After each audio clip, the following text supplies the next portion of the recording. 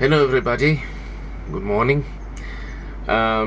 Today I'm using the English language to touch this delicate subject which you found on the title of this video, which you clicked on, hopefully. Well, today's video I'm going to give facts. I will try to give facts. I hope that people here will listen to those facts, because again, it's not a theory, it's a fact, right? And what I'm going to give are facts. Okay, it has nothing to do with the fact that I am an Orthodox religious Jewish person, who lives on the land of Israel, right? Even though it is who I am and what I am. Okay, so the fact that I'm going to give today about this conflict doesn't come from specifically who I am and what I am. And I hope that you will listen. I hope that you will open your mind to it and you will listen. And I don't expect you to accept those facts, but I do hope that you will go explore and research those facts yourselves and come to your own conclusion about them. Right? Now, the question at hand. The Israeli Palestine conflict. Where did it started? And I believe that in order to answer where, we should answer first of all why. You see, a lot of people are saying, well, Israel is occupying the land of what. Alright. What does that mean? Where did it came from? Israel is occupying the land. Where did it came from? Right? On what belief system does this sits on? Right? By whose authority do we declare that Israel is occupying this land? The pro-Palestinians are saying, well, of course, because the Palestinians were here first, and to that I say, well, that's a lot of bullshit. Sorry. Oh dear God, what I'm saying. Forgive me. The Palestinian regime, also known as the British Mandate over this piece of land, was at the beginning of the 20th century. It lasted about 25 years. It was a time, it was called the Mandate, the Palestinian Mandate. And under that regime, everybody who lived here was under British occupants, because after World War II they were given this land to govern. So everybody who was here, regardless of which ethnic group they were, whether it be Arabs or Muslims or Christians or Jewish or whatever you want to call them, right? Gypsies, who cares? Everybody here was called Palestinian because it was under the Palestinian regime. Now, there were Arabs. Indeed, there were Arabs, yes. Where did those Arabs came from? They don't like to say it. But again, check the facts. They came from all over the place. They weren't really born here, most of them. Which brings me to the other question. Why did they got here in the first place? What made them come back to this, at the time, by the way, God-forsaken land? It was a desert. It was really a desert. If you want to go and by the old songs of the Israel people, hold on a moment. If you want to go by the old songs, there were swamps here. The land was nearly impossible to settle. So why did you come back? And this is the elephant in the room, people. Now I'm going to talk about things that many people don't like. Religion. And for a change, not my own. You see, the Islamic religion believes that every territory that was ever occupied by a Muslim, whether he bought it, conquer it, doesn't matter, it shall forever be his, forever. Not only on the state of Israel. By the way, for all of you pretty people out there, right? Once you've let the Muslim into your country and they own a house on a land, according to the Muslim religion, that piece of land belongs to him and he shall forever be able to claim it. Now, isn't that pretty? Well, now that we have established on what the conflict sits on, which is basically a religious, if you didn't understand it before when they yelled jihad, jihad, jihad, which translates as the holy war or whatever not. If you didn't understand that before, now you do, because the war is based on religion. And why do I say based on religion? I mean, in order to fight, you have to have two sides, right? Right now, the only one who wants to fight are the Arabs, the Muslims here. How do we know that? Well, again, facts that in 48 of last century, they were given a chance to start their own country. They didn't want to. Back in 67, they also were given a chance. They didn't want to. In 2000, they were given a chance. They didn't want to.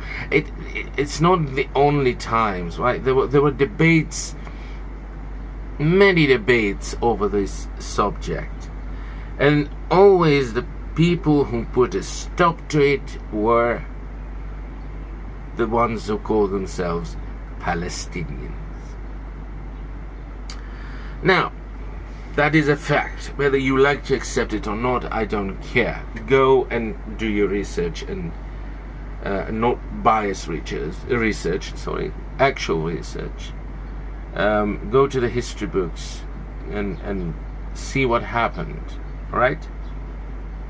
Now,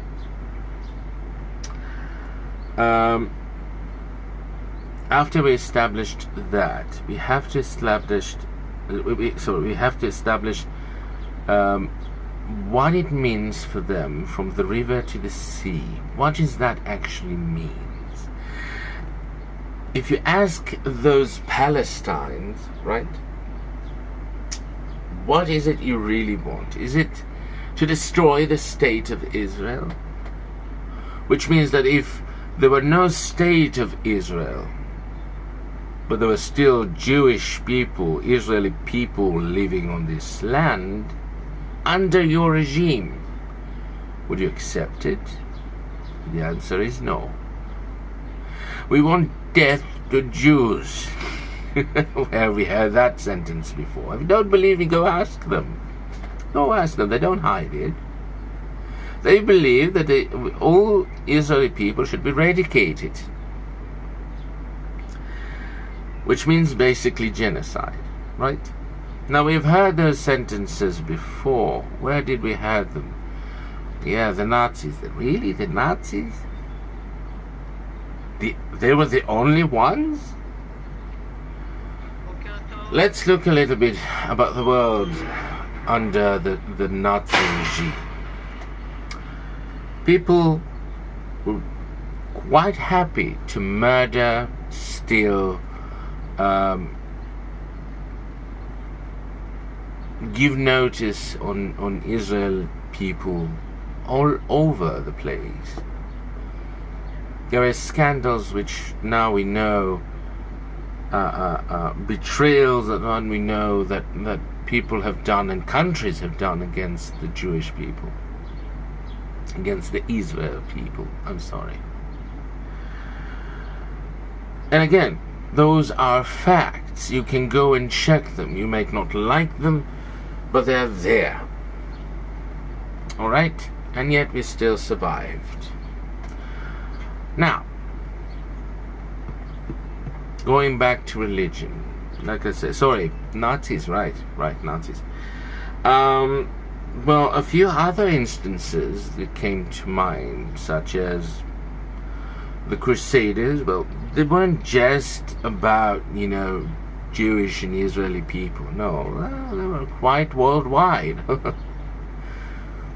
The Inquisition is another. So we can see a baseline, or I wouldn't say baseline, I would say similarities between Islamic beliefs and Christian beliefs. Depends on what Christian you are, I guess. I don't know. Maybe the Catholics are the ones who did it, and the Protestants are not. I really don't know.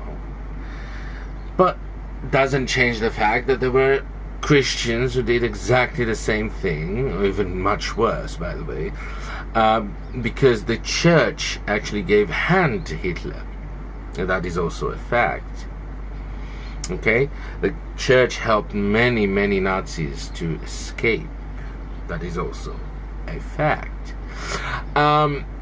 Again, you may not like those facts, but there are still facts. Those are things that happened. So, before you go and yell about the Muslims, I suggest that the Christians should look at themselves as well. Now, about this war, I said it's a war, which means there are two sides who fight the war. Otherwise it was just a massacre, or it was, I don't know, just one-sided. That's not war. You see, the claims of the Palestinians that they were here first is a little bit problematic. Same as the problem that any Muslim or Christian has. They proclaim that God left the Israel people of old and turned his back on them and chose a different nation. Whether it will be the Christians or whether it will be the Muslims, the fact that we believe that there is a God, and God has not forsaken us like the pagans think. There was once a creator, he created everything, and then he just left and left the world to the force of nature or whatnot. We believe that there is a one God, and that God controls the earth and the heavens and the underworld and whatever not. He controls hell and heaven and whatnot. And if he controls it, and I pray to him and he listens, that means that he is still here involved in our lives. Well, why then that God, whoever he will be, whoever he may be, or whatever he may be, has decided to take yet again the people of Israel and put them back on the land. Doesn't matter how. God works in mysterious ways. You know that sentence, right? Never mind how. He did it, but he did it. He put us back on the land that in the Tanakh, in the Bible, he promised to our forefathers that will ever and shall ever be ours. You see, that's the difference between Islam and Christianity. That's the real difference here. Why do the Muslims and Christians all believe in the Old Testament, in the Bible, right? In the Tanakh, in the Torah at least. Why? Because it was given to us not by one man who walked on water or whatever other miracles that the Muslim claims that Muhammad did. it was given in front of 3 million people, and not only 3 million people, no, not only. It said that the whole world went silent. It was such an event that God Himself showed something. He didn't show Himself, I'm sorry to those who want to believe that, but He showed us divine intervention in such a scale that the entire world went silent.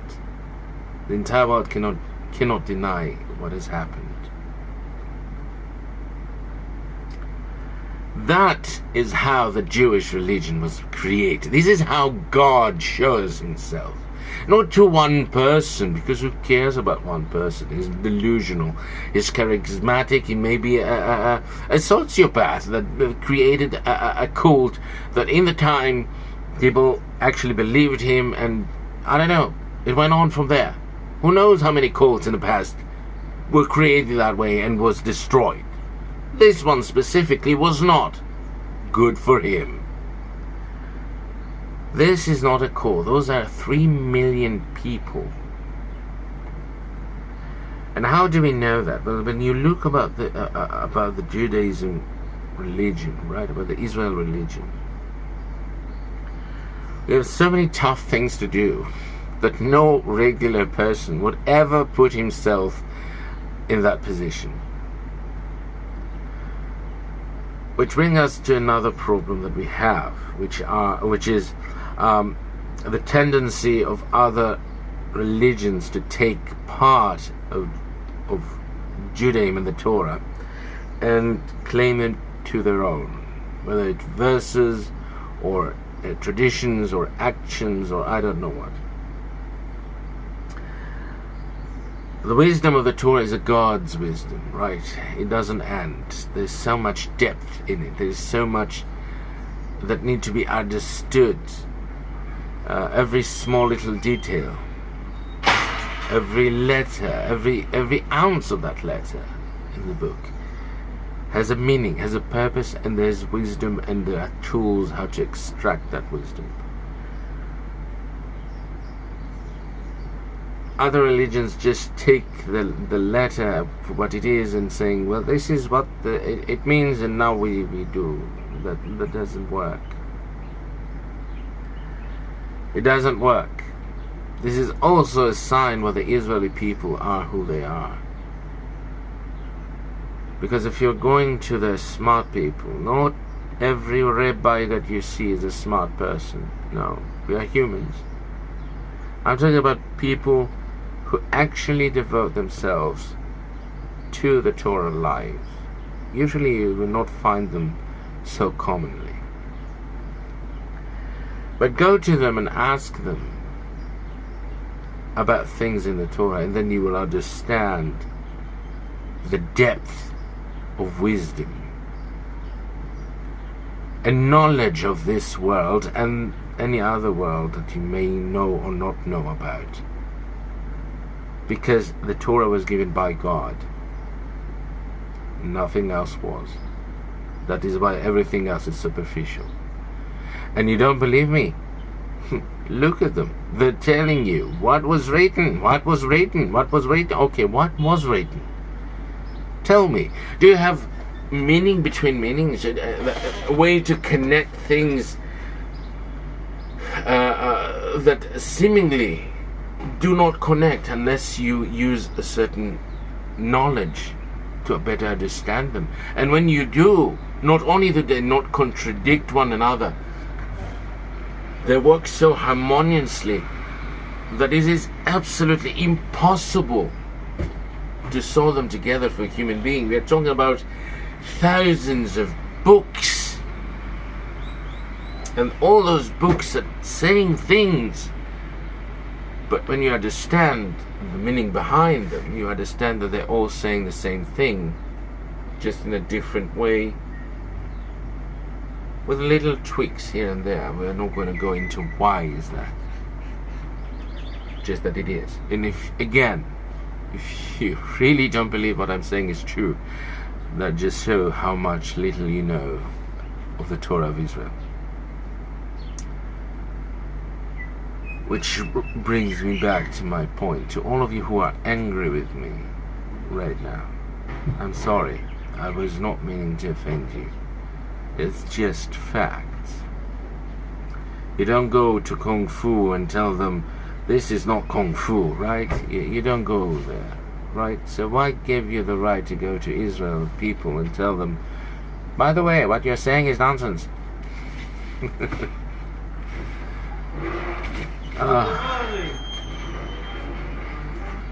How stupid. I'm sorry.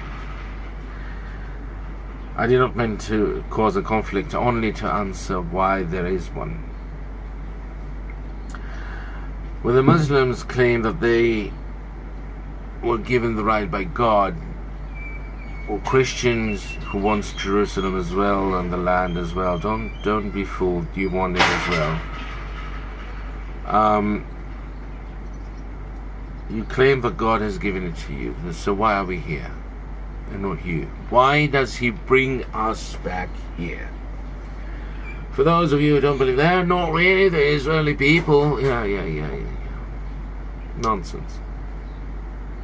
We have our traditions, we have our knowledge, we have our way of life that has not changed and will not change. And no matter how much you will try to make it happen, you've tried it before, and people did follow your way until a certain point, which then God made us go back to the way we need to be, because it's a certain way. And now we're on the final war. The next hit will be hard, but it will be final.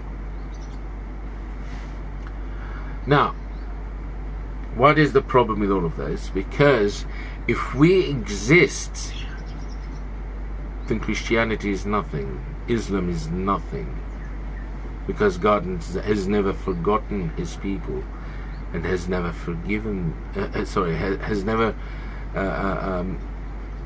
turned his back on him, if you will. And that is a problem. This is why the Jewish people must go, because yes, we can take a slice of the pie and call it a full pie, but if there are people who still remember the original pie and know that this is just a slice of it, well, we are in trouble now, because the lie cannot work, it cannot turn into truth, so we must kill the Jews. Now it brings us to another concept, right? To understand why there is a conflict in the first place. Well, there are certain people, certain group of people in this world that controls many things. The large religions among them. And they really, really don't like us, because they want a whole different lie to be here. A lie that dates back to Nimrod, the days of Abraham. And they really want him to be right, that Nimrod. So, in order to do that, we must win against Abraham. We must burn him in the fire and show that he actually burns this time. There were no miracles. He will burn. And then we will come triumph and build our tower once more. So the final part of their plan is to actually use what's called the political Zionists. They're not Jewish or Israeli Zionists. This is not what in our religion, when we call Zion, the land of Israel, Zion, it's not what they meant. They are political Zionists. An organization created, well, let's not go into conspiracies now. They were created for the sole purpose, and that is to fight the Muslims when the time is right. And that will spark the war that we are about to see, and everybody in the world understand that the world is on brink of war. And they want to start it here. Why? Because that's the final straw. They have to have us destroyed, along with what they want to do to the rest of the world, without going into too much conspiracy theories here. But it was written in a book. The book was written in 1879. I will not reveal more than that because that's conspiracy theory. So go look for it yourselves. But it's a fact. That book can be bought on Amazon. You can actually read it there. So good for you. Go and explore. Go and explore, my friends. And again, this video has nothing against specific Muslim or specific Christian. I don't care about that. I'm actually quite fond of all of you, and I wish you all the best, and I wish that you would return to the ways that you should have been doing, things you should have been doing, which is 7 commandments that was given to Noah, and help us make this world a better place. It's not about arrogance. It's not about who is better than anyone else, who is in charge. It doesn't matter. God is in charge, no one else. If you really would have wanted to have what the Israeli people have, yeah, to have a deeper meaning, deeper connection to God, fine. If you really would have wanted that, and the 7 commandments were not enough for you, then come and join us. You could be one of us as well, but it's a lot of hard work. It's a lot of dedication. It's a lot of studying, and damn, it's hard. So, 7 commandments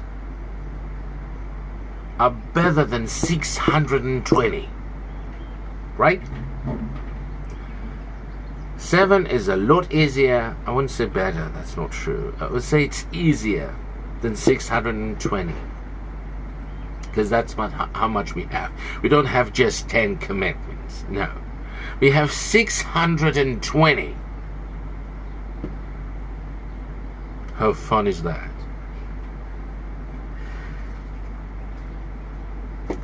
So again, it's not about any Christian specifically or Muslim specifically. I'm sorry if I offended you. That was not the purpose of this video. I was talking generally about the religions and their deeds and why there is a conflict here. A conflict that is not real. There is no Palestinian people because there was no Palestine. Palestine was a regime that lasted mostly 25 years. If you really want to look at Palestine as a name, you can go and look about when the Greeks occupied this land and again thrown us off balance, right? The real people, the real natives of this land, by God's right, according to the Bible, according to the Torah, which we still have because we're still here. Therefore, God has not forsaken us because we're still here, regardless to what Christians or Muslims would like to believe. The Greek called this land Palestine, Palestina. And why was that? It was because of the people that came from Greece here, the tribe that was called Plishtim by our language, and we call them that because they were invaders. Plishtim means to invade, right? They invaded, they stole, and they call it their own. Same as what the Greeks do, and not just the Greek. But we are talking about Nebuchadnezzar. We are talking about, well, in English, Nebuchadnezzar. I think that's his name in English. So we are talking about the Romans after that. You know, there were quite a few conquerors, who conquered this land. One of them were the Greeks. And the Greek call it that because of the tribe that were, that were Greek and living here, which we named Plishtim, therefore Palestine. Plishtim, okay? Palestina. So, Here's where the name came from first. But who were here first? The Plishtim? No. We were here first. By God's right, Abraham, Yitzchak, and Yaakov. But not only that, we came to this land and we fought for it. And yes, we did conquer it. Plishtim was never one of those people that were here when we conquered it. They came. They came about when, well, it's not true. They were here when we did conquer it after, because Shaul and David actually fought them. So, yes, they were here, but they were not here as part of the seven nations that were here, like Canaan and Hittim, Perizi, Vusi, Knaani, Plishtim. They weren't here. All right. So, it doesn't matter in any way that you look at this. There are no Palestine people. They're just Arabs who, quite frankly, no other country wants them. And why is that? Because they need this conflict to happen. They need the world to be aroused about this conflict. Because they need to start a war, because they have a plan. It's a religion war. It's a religious plan. Now, is it Christian religion? No, not exactly. Is it Muslim religion? Not exactly. But that would mean that it would have to go into conspiracy theories, and we don't do that here, not right now. So I hope you enjoyed this video so far. If you did, like and subscribe and share. That'll be very, very, very nice of you. If you didn't like what you heard, I thank you for listening so far, and I wish you all the best of luck. What I do want you to do after this is go and, without a bias, look at the facts, look at the things I said. Where did the name Palestine first came to be? Who are the Palestinian people? What did Christianity really want? What did they say? What happens if Jewish were actually Jewish? If the Israel were actually Israel, what did that mean about Christianity and Islam? Look at those facts, look at those things. Try to think about them. Right? And then go and explore. Ask the Israeli people, are you really Israeli? Let's go and look about your religion and try to see. Let's go and look about the Bible, the Tanakh really, and see whether you are or you aren't. Right? So, good luck for that, and I'll tell you good day and enjoy yourselves. Bye-bye.